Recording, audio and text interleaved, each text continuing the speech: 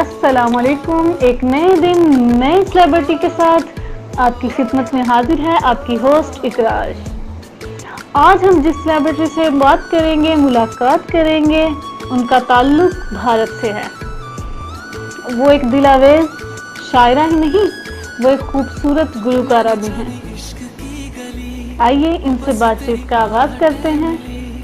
सबसे पहले मैम आपका बहुत बहुत शुक्रिया कि आपने रेडियो दुनिया के सेगमेंट सेलिब्रिटी टाइम के लिए वक्त निकाला। मेरा सबसे पहले आपसे ये सवाल है कि आपका बचपन कैसा था? बेहद शुक्रिया इकरा साहिबा इस इंटरव्यू के लिए, मेरा नाम चुनने के लिए।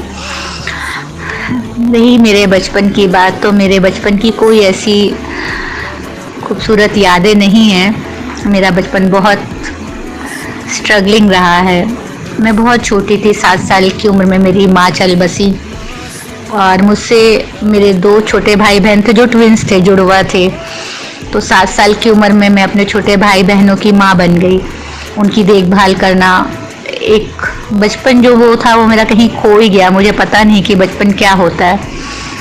बस एक बिना माँ के बच्चे कितना इनसिक्योर और ज़िंदगी की जो तमाम मुश्किलात का सामना करते हुए ऐसे ही बीता। 15 साल की हुई तो मेरे फादर की डेथ हो गई और हम अपने चाचा चाची जी के पास रहते थे। उनके भी 4 बच्चे थे।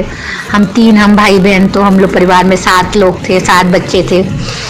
तो चाचा जी के ऊपर जिम्मेदारी थी अपने भी 4 बच्चों की और हमारी 3 भाई बहनों की। तो मैं बहुत छोटी ही थी जब मैंने 10th पास किया तो मेरी शादी कर दी गई।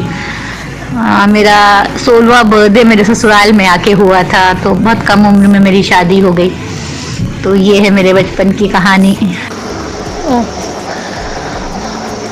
वालदा का चले जाना एक बहुत बड़ा गम था आपके लिए यकीनन, और फिर 2 छोटे छोटे भाइयों को संभालना, यकीनन आपका बचपन खो गया। और फिर इतनी कम उम्र में शादी। इन सारी मुश्किलात से आप गुजरी, तो आपको कैसे ख्याल आया कि आपको शायरी करनी चाहिए, और आपने पहला शेर कब कहा और किसको सुनाया?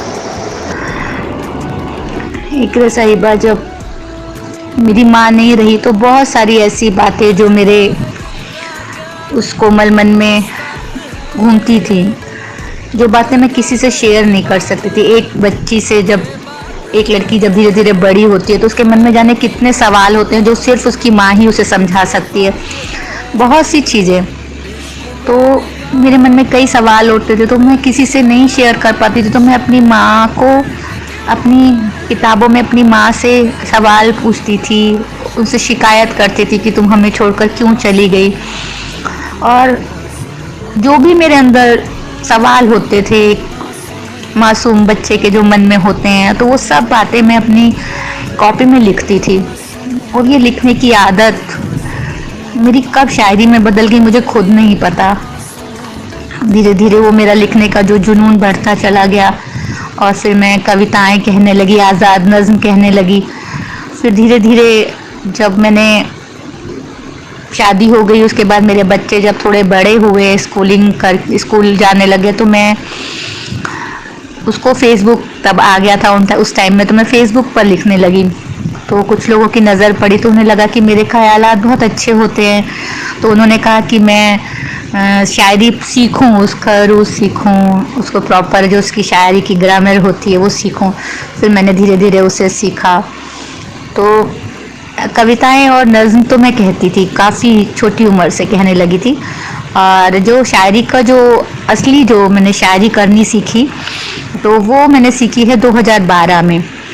मैं फ़ेसबुक पर ऐसे ही आज़ाद लिखती थी, तो वहाँ पर एक उस्ताद शायर थे मस्कत के, जावेद बदायूनी साहब। उन्होंने मुझे देखा लिखते हुए, तो उन्होंने मुझे मैसेज किया कि बेटा तुम्हारे बहुत अच्छे होते हैं, जो तुम लिखती हो बहुत अच्छे तुम्हारे ख्यालात होते हैं, तो तुम इसको प्रॉपर सीखो। तो मैंने कहा कि भाई साहब आप सिखा दीजिए मुझे। तो मैंने उनको एक बार लिख कर भेजा, तो उन्होंने उसको पूरा टेक्निकली ठीक करके भेजा उस गज़ल को। तो गज़ल का उनसे मैंने सीखा था। फिर उसके बाद धीरे धीरे पूरा समझ आने लग गया कि गज़ल क्या है, उसका रूल्स क्या है। तो फिर इस तरीके से मेरा शायरी का जो सफ़र 2012 से शुरू हुआ। मेरा पहला शेर मैंने अपनी माँ के लिए लिखा था।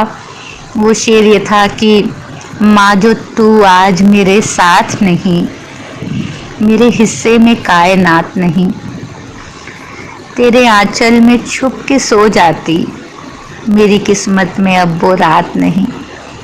हाय, so sweet, so sweet. Speechless कर दिया आपने।